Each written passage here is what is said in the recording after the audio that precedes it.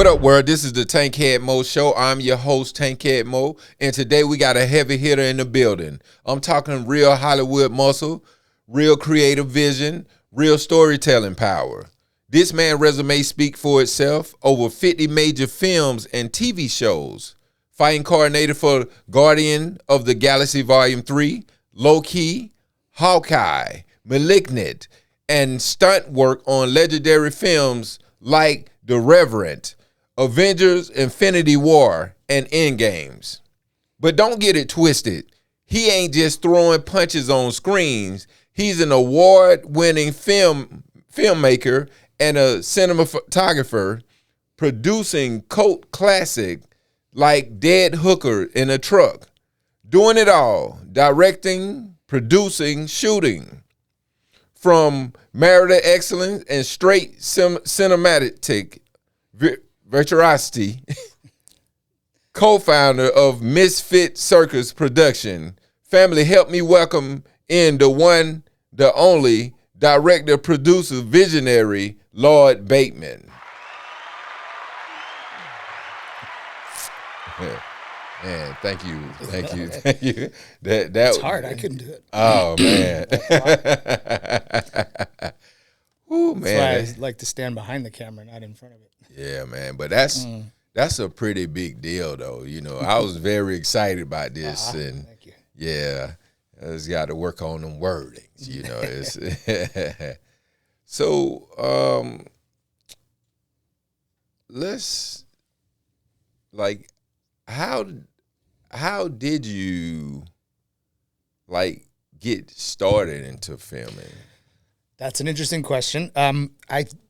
Everyone says this, I know, but I've always been kind of actively pursuing it since I was little. You know, if I could get my hands on a camera and shoot ninja videos in the yard with buddies, then we would do that. You know, we'd always mess around. I began training martial arts and acrobatics, and I went to Vancouver. So I lived on Vancouver Island in Canada. I moved to the city of Vancouver in order to start training Brazilian martial art called capoeira. And so I began to learn that, and I was training a lot. And we started traveling and doing school shows and live performance, playing music, demonstrations, like the whole cultural thing. And it's funny because that brought me back to film. So the director, Peter DeLuise, who's the son of the famous comedian Dom DeLuise, and he was also in, what was that TV series with Johnny Depp,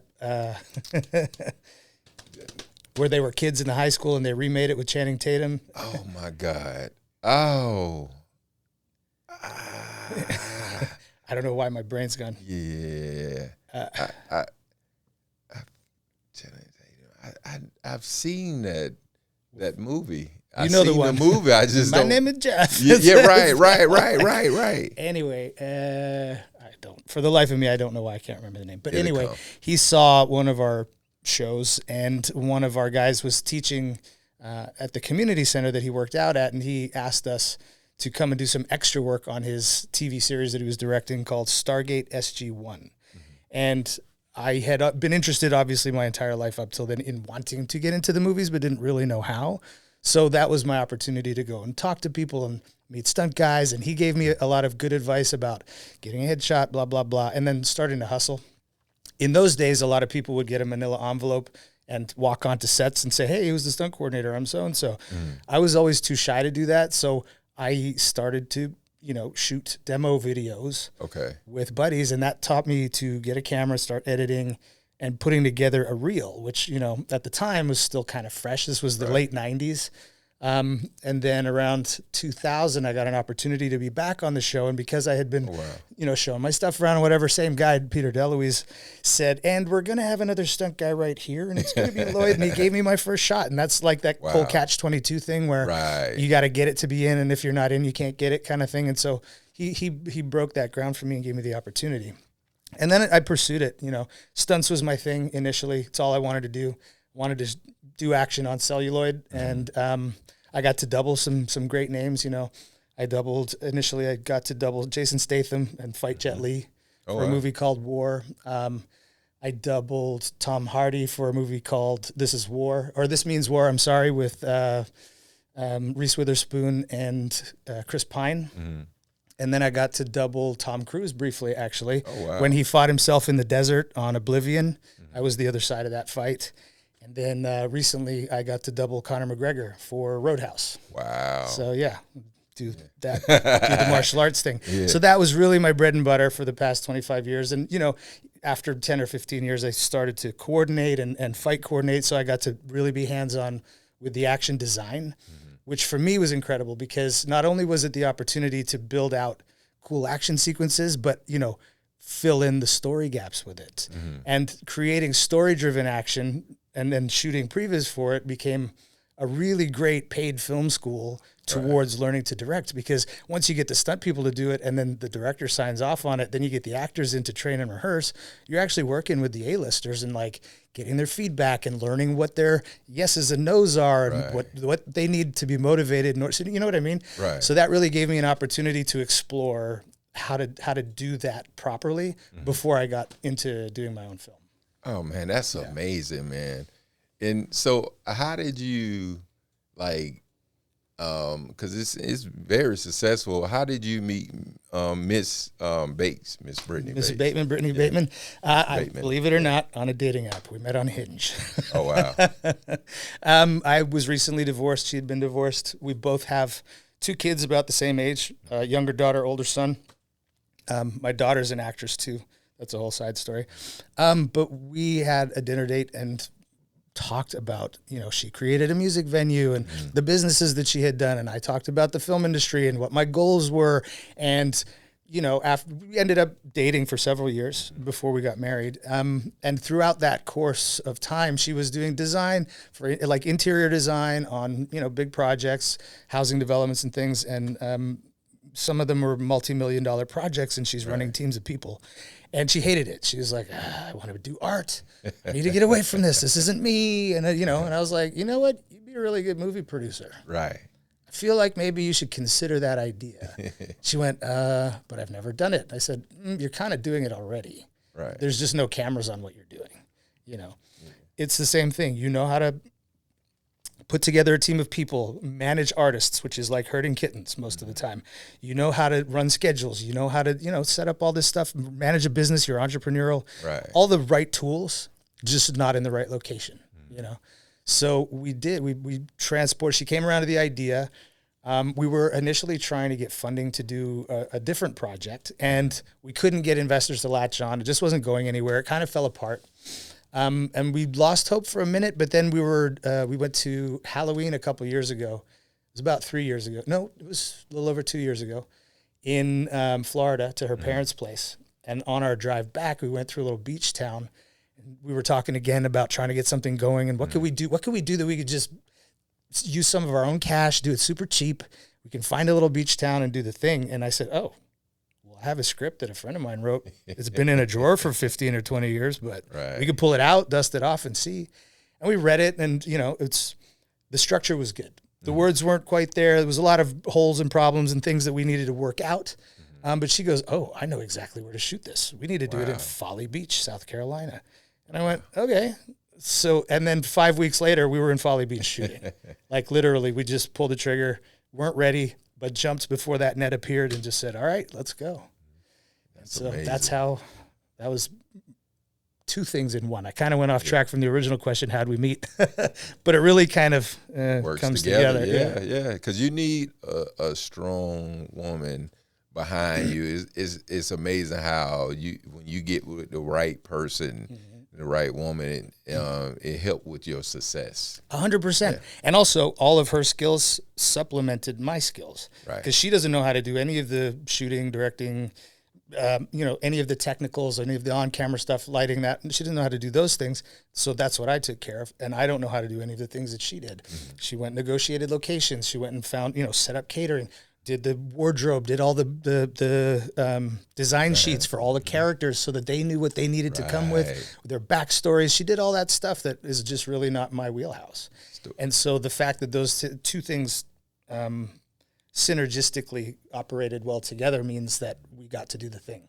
Right. Yeah. She's a storyteller and like absolutely. Yeah. So like Crimson Cove live in the dark psychology psychologist space with humor layered underneath. What's real life fear, trauma, or questions about human nature spark this story for all? So something I find very interesting is that, we don't really hear with our ears. We hear with our trauma or with our experience in general. Our perception and comprehension of things that are coming at us are colored by whatever it is that we've been through. And something that fascinates me and Brittany too is the way that people hear what they're feeling and then overreact to it. Right. And so it's something that I've experienced a great deal, especially because, as I said, I grew up training with Brazilians, had to learn the language just so they wouldn't make fun of me. And they made fun of you anyway, but at least I knew what to say back, right? Right. You get beat up a lot. Always an outsider. I moved a lot as a kid, so I was very used to being sort of orbital and never being part of the core crew, Always kind of an outsider, always a misfit. And so I was very... I found the storyline very interesting because it was about the locals and the outsiders coming together, the localism being very strong, the animosity towards people coming in that they don't appreciate, and then their, the entitlement of the people coming in who never really take enough care of the place, and how those things collide, and then how they go too far. That was really interesting. And so being able to play off that, and it wasn't initially in the pages any of the flashbacks or any of the events that occurred prior, such as, Tom's terrible divorce or Malcolm and Buck's dad being drunk and abusive. And so we peppered those things into it, and we sort of played off of their pasts to inform more deeply why. Right. Without having to build in some sort of external like gentrification or, you know what I mean? Like, 'cause those are very typical surface reasons why you get into it. But I think that those things happen all the time. I've been into plenty of places and just looked over and seen somebody staring me down because they're like, I just want to fight you. I don't know why. You have a very punchable face. And so here we go. And, and I've never understood exactly why. Maybe I do have a punchable face, but it's just surprising to me that, and then, you can make an offhanded comment and someone will hear the craziest thing and freak out. You know what I mean? Right. Those things are entertaining to me. I think they're really interesting. And so seeing where the story goes when things do go too far and then, oh shit, I guess we got to fix this now. Now what? Well, I know. Let's go even crazier. Right. So I rambled, by the way. No. Like, how do you check each other? Like when vision clashes. So that's the interesting thing is her and our visions never seem to clash because we'll sit and talk through a thing and I'll go, oh, and she'll go, oh, wow, yeah, oh, and it just sort of escalates and we feel like shoulder to shoulder on all of those subjects. And that was the interesting thing too, is we didn't find we had any artistic conflict. Excuse me. The beautiful thing was that was the least friction in the entire process was actually the artistic vision. Everything kind of came through very clearly to both of us, and we saw eye to eye on it, and so that is interesting. I'm sure we'll get to a place where we see something differently in a future project. I'm sure that'll happen. Right. But because of how smoothly that process went with this one, would take a week off, go sit by a campfire and just talk out other things. And then all of a sudden it creeps back in and then something goes, oh, what about this? And then you just sort of get excited with each other about it. Right. And then those problems tend to go away. It's interesting. That is a good question because I think that probably is the downfall of a lot of, especially working together partners. Correct. Is their inability to see eye to eye and going, getting confrontational about that vision. Yeah. Was there a scene or a moment during the film where you stopped and said, this might be too far? Well, not exactly, but I can tell you that one day there was an incident. We had to do a bar fight scene. And as happens from time to time, one person leans in a little bit, someone doesn't pull their punch enough. And we had only done 3 setups of it. And I didn't think we had enough to it covered, but somebody's nose got smashed. And So we called it. We had to call the day, and we couldn't get back in the location, and so that was it. We were done. That scene was done. So I put him in the car, took him to the emergency care, and everybody else kind of went, well, shucks, let's clean the blood and go home. And so, you know, that might have been, it's one of those moments where you go, okay, that's enough. We're done for today. Oh. So not because the content was too much, but because the incident was obviously, everybody's tired. This should never have happened, but it did. Let's go home, get some rest. So yes. Oh, well, at least you didn't tell him to take some Robitussin or something to go to sleep. Well, it was a bad punch. I'm going to be honest. It was, you know, one of those noises that you can't get out of your head afterwards. It was a solid smashing. I think he shattered it in like 5 spots. It was bad. It was a good hook. Hilarious. Everyone healed fine. Just want to make sure everybody knows that. And the person was taken care of. All the bills were paid for them. Everything was taken care of appropriately. And of course, we didn't just keep shooting and send them off. That was the end of our day. I can't breathe. Well, I've seen that happen, man. Like, oh, pull them off. Let's go. No time, no money. Shoot. Right. Not us. We will never do that. Oh, that's funny. Do you believe filmmakers have a responsibility when telling dark stories, or is it the audience job to sit with discomfort? That's a very, very good question. I have a thought about that. That is, there are some directors, and I won't name names, who like to portray very accurate, devastating physical violence on screen. And I don't like that. I can't watch that. It doesn't sit well with me, because to me, it's like watching a snuff film. Why do I want to see someone really get murdered? I don't want to see that. Right. I think that the portrayal of violence in film, for me, it's a way to hint at something and show something that's overly, like, over the top, or keep it off screen. And I know there is a bunch of blood in our movie, but like, if anyone's stabbed or something, it's off camera. It's below screen or out the side of the screen, and it's implied with sound and reactions more than anything. And yes, that, I think, builds something in your mind about what's happening, but it's not graphic displays of violence, if that makes sense. Right. I don't personally appreciate very overly I don't like body horror.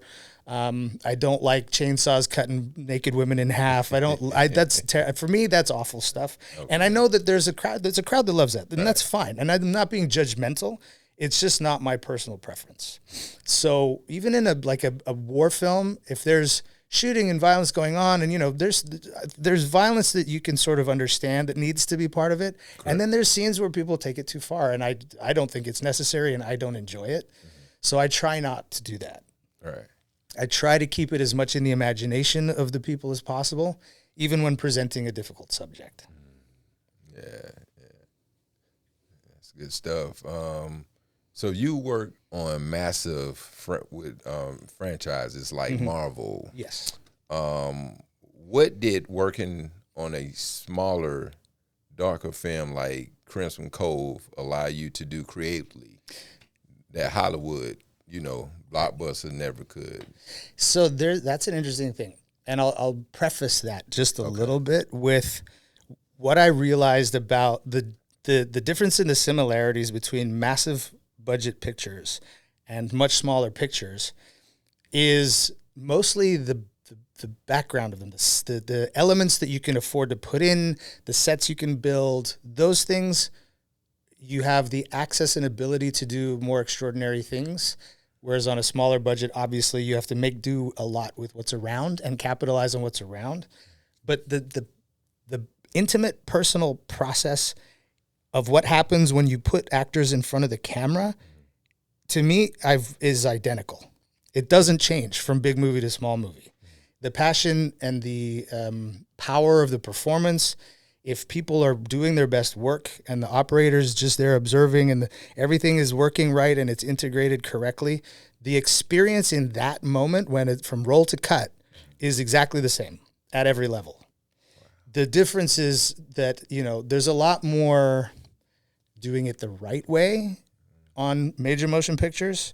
So, there's a lot of unions. So then they have a lot of wages, and then they have their specific requirements with trailers and locations and facilities, sound stages, all of those things, which are wonderful to have if you can afford them. And so I suppose the biggest difference is that you have to creatively find ways to safely cut corners or know what you don't need, so you don't waste any money on things that are not going to be on the screen. Right. And so understanding how the big ones work and where they can afford to waste time and money and slow down or not get something or reschedule, you can't afford to do that. So I think the statement that rules are made to be broken is very important to this. But you got to know what the rules are before you can break them correctly and efficiently, right?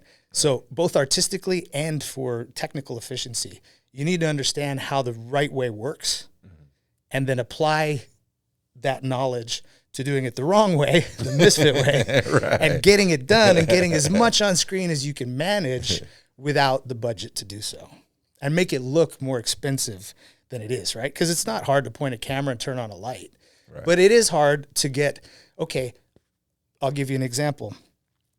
We were shooting a sequence where there's a truck driving, our two heroes stop the truck, the bad guy's in the car, dead body's in the trunk, and they're supposed to have a scene where they fight him, drag him out of the car, beat him up, kill him, and that's kind of the good guys getting their first back. But we had to go shoot another location. So all we got was the drive up stop bit, and we had to go to another location that we were going to lose, and we never got to come back to that fisherman death. And that was on a flat paved road in Folly Beach with houses around it. And so we had to go pick up that scene on a dirt road on the side of a mountain in Arrowhead, California, because it was the only place that we could go that we could find where we had to have a shotgun in it, and we don't want anybody, looky-loos poking around, someone taking their First Amendment right too seriously and thinking they're being a hero. So we go obviously where we're safe and it's clear. Right. But I had to figure out how do we make this mountainside look the same as where we just shot on this flat? Right. So, there's another piece to this story too, which made it even harder to shoot. So I went and bought it was like a $25 fake LED cop gumball lights. Mm-hmm. And we put them on the back of a sedan and then put some black cloth over the back of the car so you couldn't see that. Point the lights in the camera, truck lights in the camera, light up on the hill just so that we could, be shooting into the light the whole time. Right.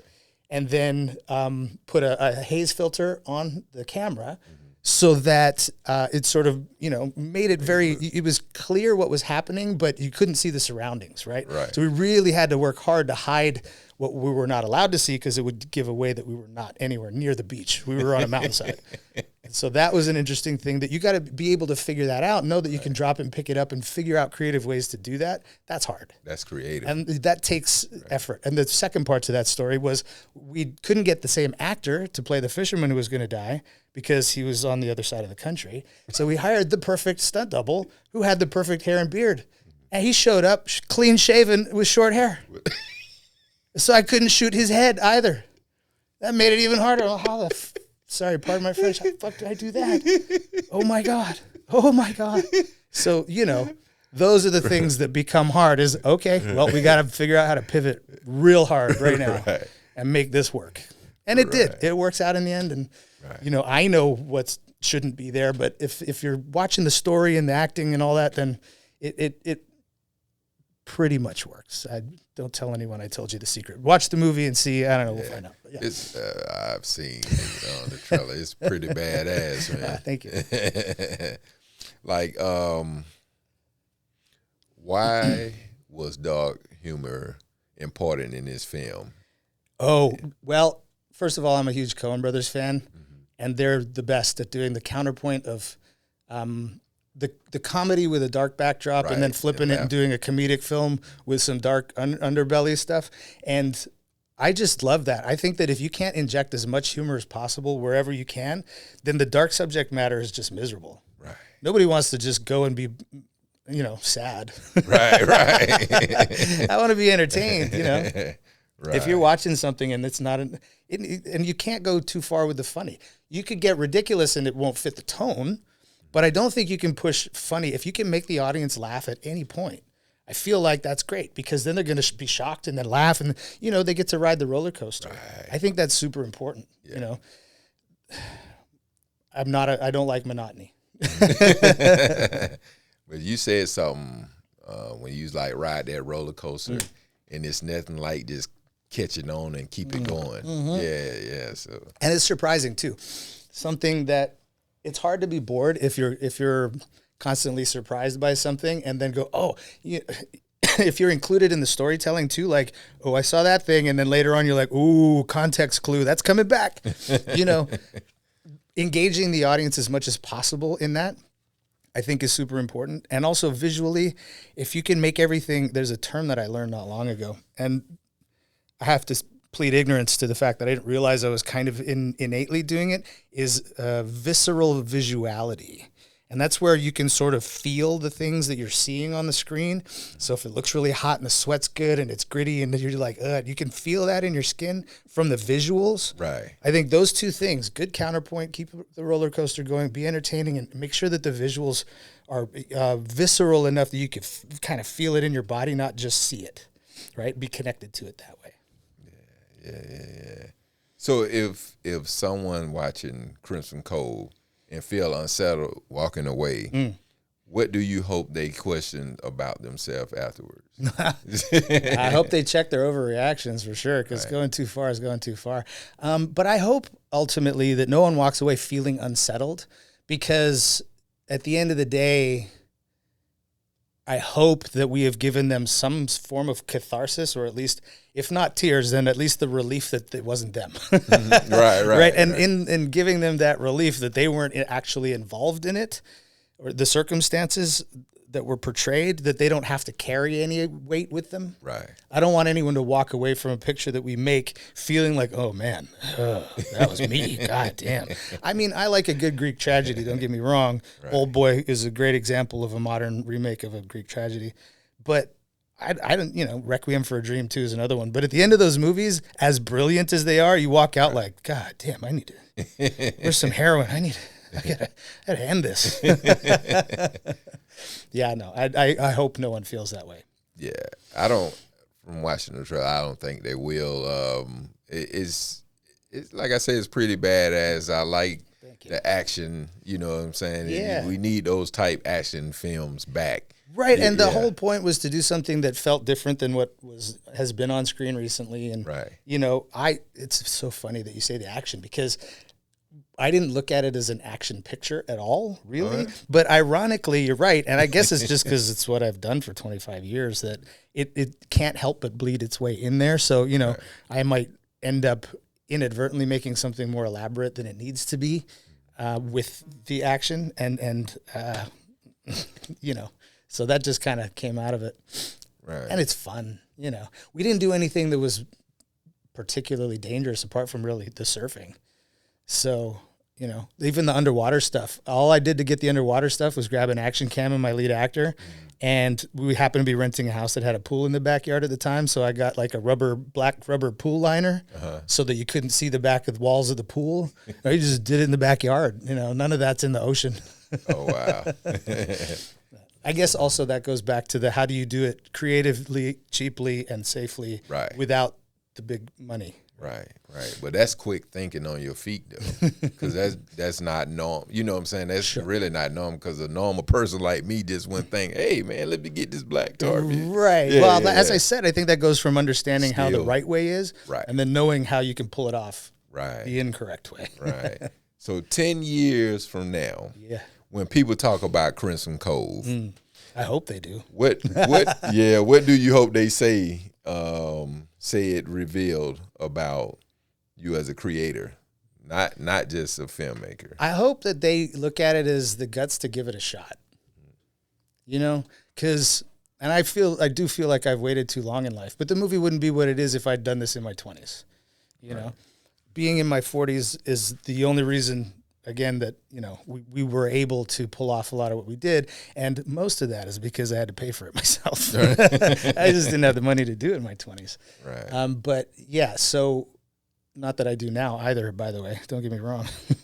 We need this movie to work. So please come watch the movie. Yeah.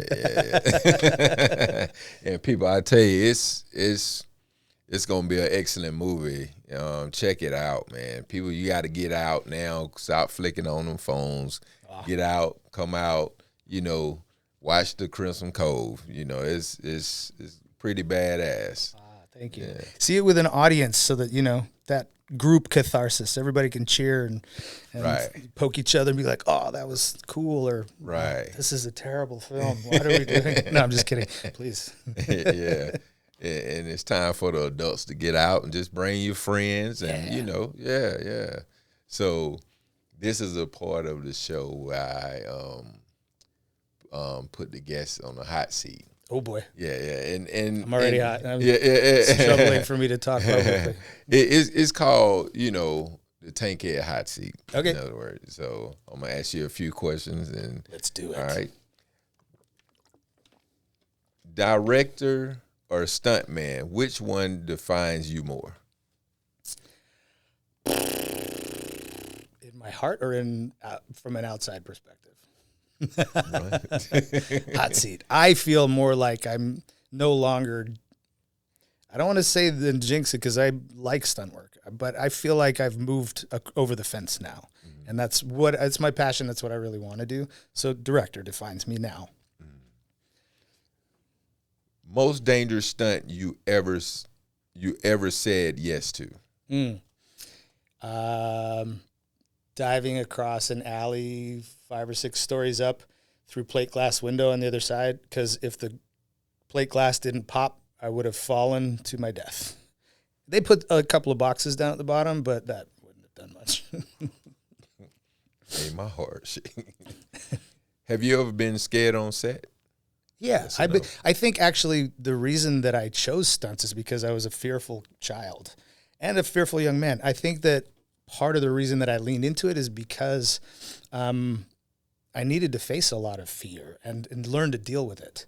And pretty much every time, especially in the days of film, which are coming back around, but when they would shoot high-speed film, those cameras would start to wind up and then and you're like, they're burning money over there and I'm standing here and I'm sweating and my heart's racing and then some makeup person will come over and start fluffing your face and you're like trying to concentrate and focus on the fact that you might do something wrong and then hurt yourself or worse.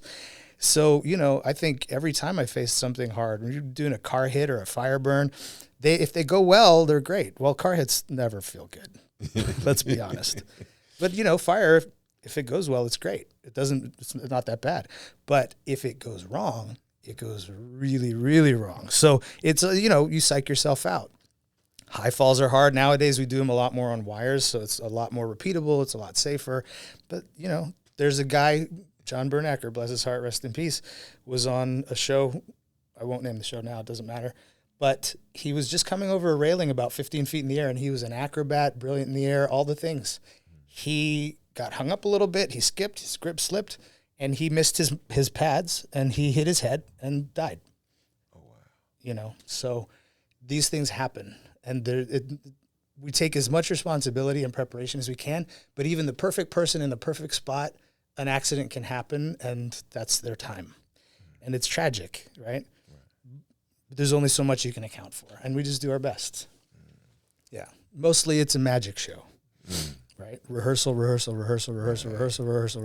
and then go. Yeah, one film that changed how you see violence on screen. Interesting question.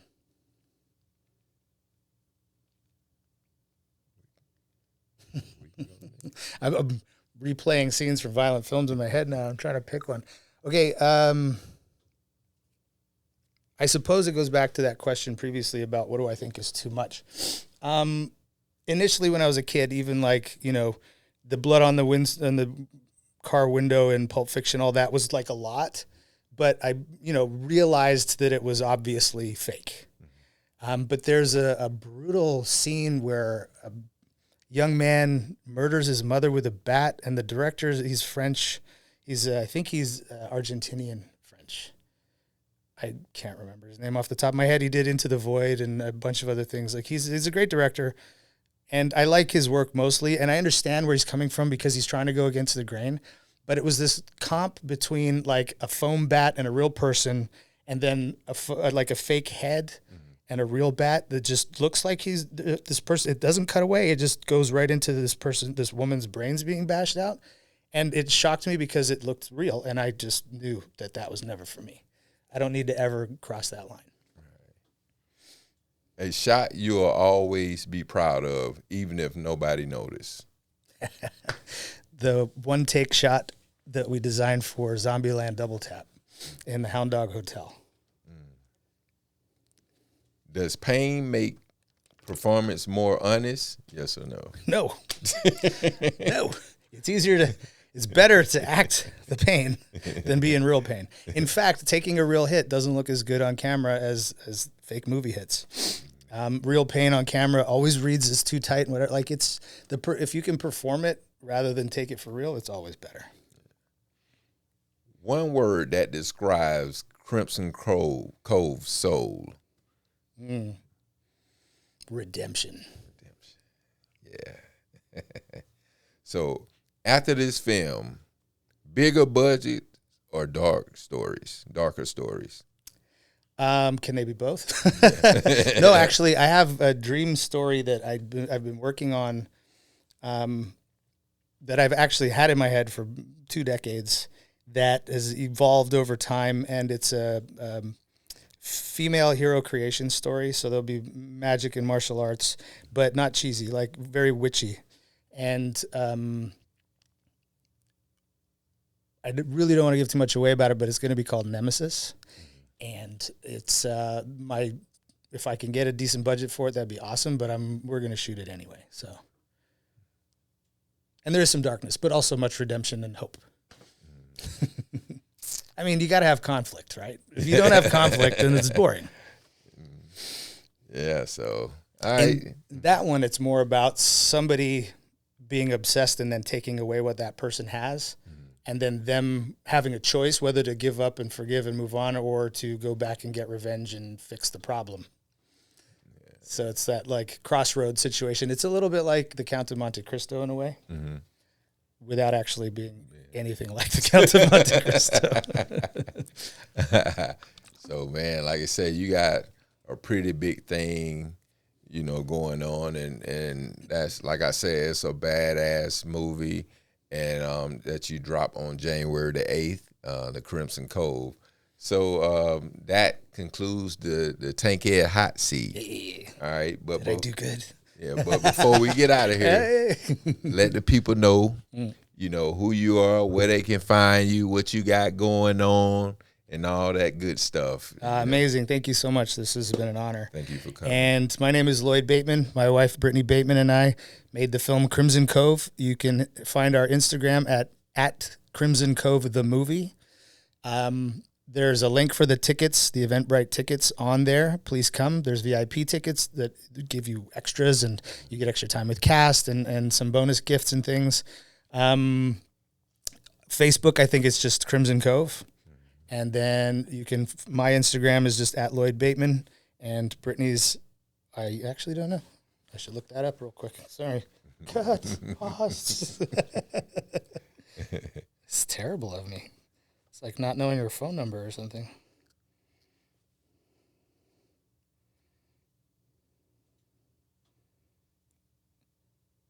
It's Brittany_Bateman, at Brittany_Bateman. Thank you very much. All right, Please come join us January 8th at the Tara Theater. That's right. So buckle up. We're talking about film creativity, the grind behind the scenes, and what it really takes to bring the story like Crimson Cove to life. So people get out, check out Crimson Cove. It drops on January the 8th. I don't think you want to miss it. Get your friends, y'all get together, come out and check them out, And also go out and check out Misfit Circus Production on Instagram, YouTube, all your social media platforms. But they got some amazing movies out and coming out as well. But get out and check out Crimson Cove. So that completes the Tankhead Moe Show. It's about the truth, the jokes, the Tankhead way. Peace. If you like this episode, please comment, like, share, and subscribe.